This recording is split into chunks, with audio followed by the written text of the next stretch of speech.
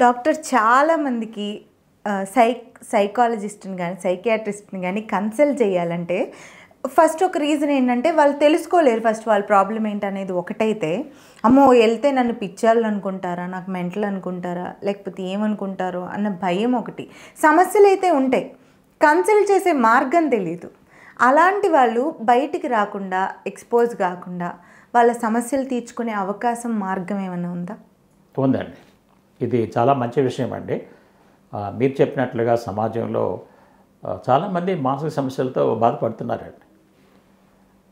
ఎందుకు అటు psychiatrist doctor కానీ సైకాలజిస్ట్ కానీ ఎందుకు వెళ్ళటం లేదంటే, మీరన్నట్టుగా ఉన్న ఒక స్టిగ్మా ఉంది. అక్కడికి వెళ్తే ఇతను పిచ్చి అనుకుంటారేమో, ఇతనికి పిచ్చి పట్టింది అనుకుంటారేమో, ఒక రాంగ్ ఆలోచనతో వాళ్ళు బయటికి రావటం లేదండి.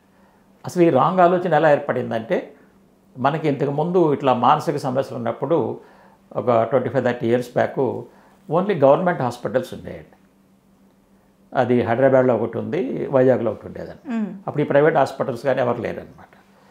సో హాస్పిటల్ పేరు ఏంటంటే గవర్నమెంట్ మెంటల్ హెల్త్ హాస్పిటల్. దాని తెలుగు అనువాదం ప్రభుత్వ మానసిక కేంద్రం, మానసిక ఆరోగ్య కేంద్రం, మెంటల్ హాస్పిటల్ మానసిక ఆరోగ్య కేంద్రం. ఈ గవర్నమెంట్ మెంటల్ హెల్త్ పోయి హెల్త్ హాస్పిటల్ తీసేసి షార్ట్గా మెంటల్ హాస్పిటల్ పెట్టారు. ఓకే, ఆ మెంటల్ అంటే మానసిక అనే వర్డ్ పెట్టకుండా కరెక్ట్గా పిచ్చి అనేటువంటి ఒక రాంగ్ వర్డ్ పెట్టారు. ఆ రాంగ్ వర్డ్ పెట్టి అది నార్మల్ అయిపోయింది.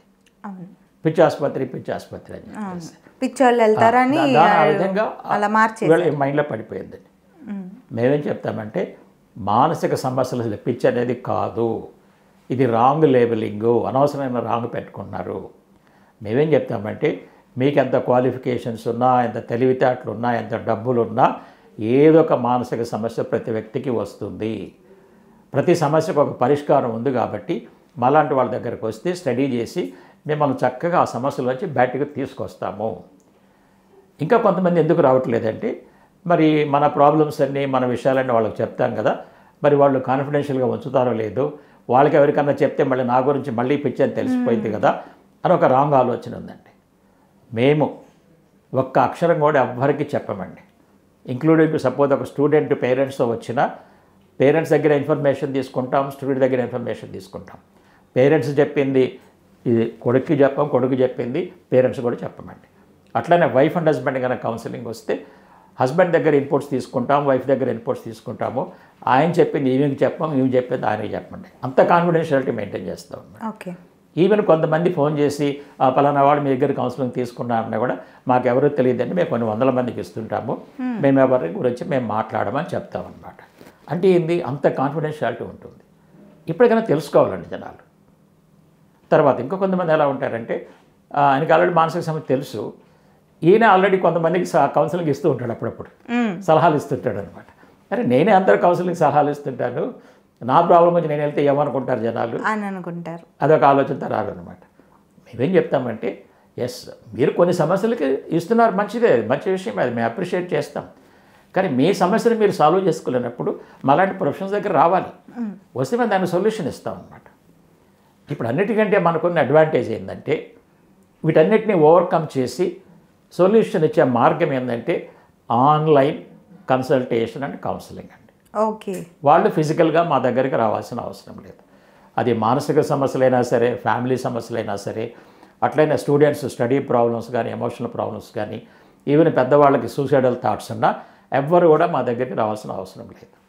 ఇవాళ ఆన్లైన్లో మనకి ఆన్లైన్ ఫెసిలిటీస్ వాట్సాప్ వీడియో ద్వారా కానీ, వాట్సాప్ ఆడియో ద్వారా కానీ మీ ఇంట్లో కూర్చొని చక్కగా కన్సల్టేషన్ తీసుకోండి. ఓకే. మీ ప్రాబ్లమ్స్ అన్నీ మేము వింటాం, చక్కగా నోట్ చేసుకుంటాం, వాటిని అనలైజ్ చేసి ఏ ఇష్యూస్ మీద మేము కౌన్సిలింగ్ ఇవ్వాలి అనేది కూడా మీకు ఎక్స్ప్లెయిన్ చేస్తాం. ఓకే. చేసిన తర్వాత కౌన్సిలింగ్ స్టార్ట్ చేస్తాం. కౌన్సిలింగ్ కూడా ఆన్లైన్లోనే, మీరు ఎక్కడికి రావాల్సిన అవసరం లేదు. మేము ప్రతి కాన్సెప్ట్ ఎక్స్ప్లెయిన్ చేసి ప్రతి ప్రాబ్లంకి మీకు సొల్యూషన్ ఇచ్చి మేమైతే సొల్యూషన్ నోట్స్ కూడా రాపిస్తామండి. ఓ, చాలామంది కౌన్సిలింగ్ అంటే నోటి మాటలు చెప్పి టాక్ థెరపీ అని నోటి మాటలు చెప్పి పంపిస్తారు. ఈ నోటి మాటలు అనేవి తాత్కాలికంగా అప్పటి వరకే పనిచేస్తాయండి, తర్వాత మర్చిపోతారు, మళ్ళీ ప్రాబ్లం మొదలవుద్దండి. నేను దీని మీద చాలా రీసెర్చ్ చేశాను కాబట్టి వీళ్ళకి సొల్యూషన్స్ అన్నీ రాయించి, థింకింగ్ ప్రాసెస్ రాయించి, ఓకే, ఇవన్నీ మళ్ళీ మళ్ళీ చదువుతూ ఉంటే ఈ కొత్త థింకింగ్ లోపలికి వెళ్ళి బ్రెయిన్ ఈ థింకింగ్ తీసుకొని కొత్త బిహేవియర్ క్రియేట్ చేస్తుందండి.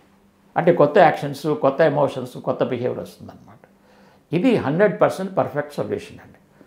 అది స్కిజోఫ్రీనియా కాంప్లికేటెడ్ ప్రాబ్లమ్స్ కావచ్చు, బైపోలర్ కావచ్చు, లేకపోతే డిప్రెషన్ కావచ్చు, లేకపోతే ఓసిడి కావచ్చు, లేకపోతే మెంటల్ స్ట్రెస్ కావచ్చు, ఫ్యామిలీ ప్రాబ్లమ్స్ కావచ్చు, స్టూడెంట్ స్టడీ ప్రాబ్లమ్స్ కావచ్చు, వీటన్నిటికి కూడా మనము మంచి సొల్యూషన్ ఆన్లైన్లో ఇస్తున్నామండి.